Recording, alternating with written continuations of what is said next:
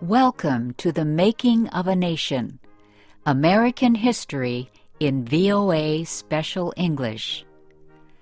A new leader stood before the American people on March 4th, 1913. He was Woodrow Wilson, the 28th President of the United States. Wilson belonged to the Democratic Party.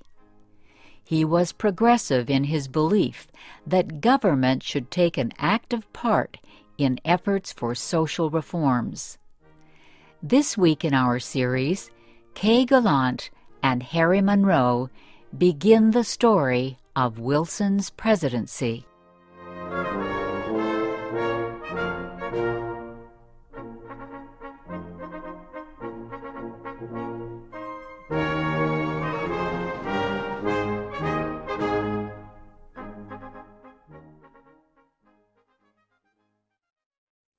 Woodrow Wilson had spent most of his life at Princeton University. First, he was a professor. Then, he was university president. Next, Wilson was elected governor of the state of New Jersey. His early success as governor made him a leading candidate for the Democratic presidential nomination in 1912. Wilson traveled widely around the country during the campaign. He made speeches to many groups. He tried to make himself and his ideas known to as many Americans as possible.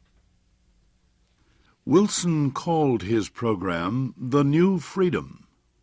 One of his campaign promises was to fight for better conditions for America's small business owners.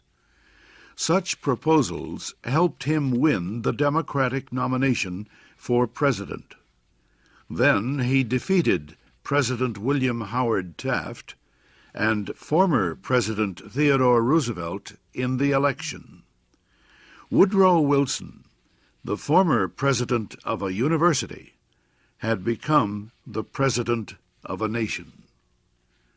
The largest crowd in Washington, D.C.'s history welcomed Wilson outside the Capitol building on the day of his inauguration. He called on the American people to join him in making the country a better place. "Our duty," Wilson said, "is to correct the evil without hurting the good.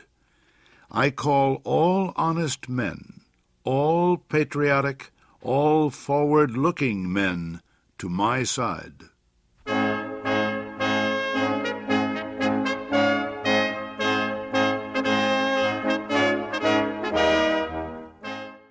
Wilson wasted no time.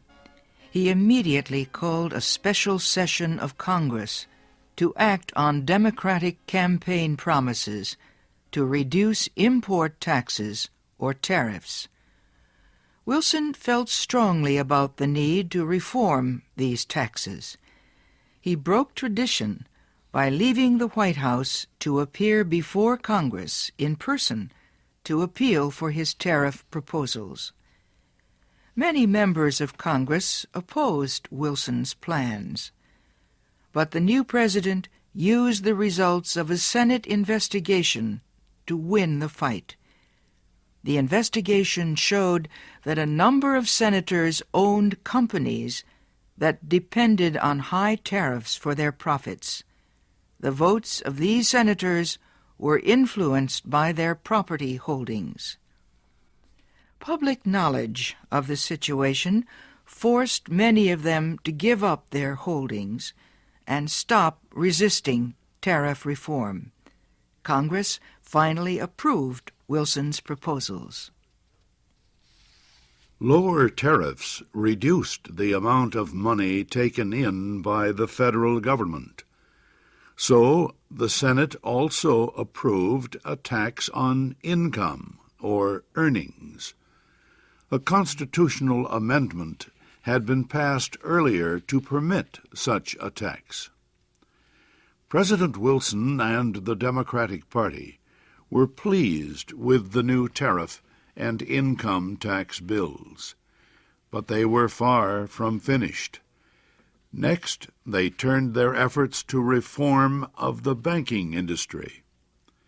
For several years, many people had recognized the need for changes in the banking system. The old system of uncontrolled private banks had developed years earlier, before the United States became a major industrial nation. Many people agreed that a more modern system was needed, but they could not agree on details.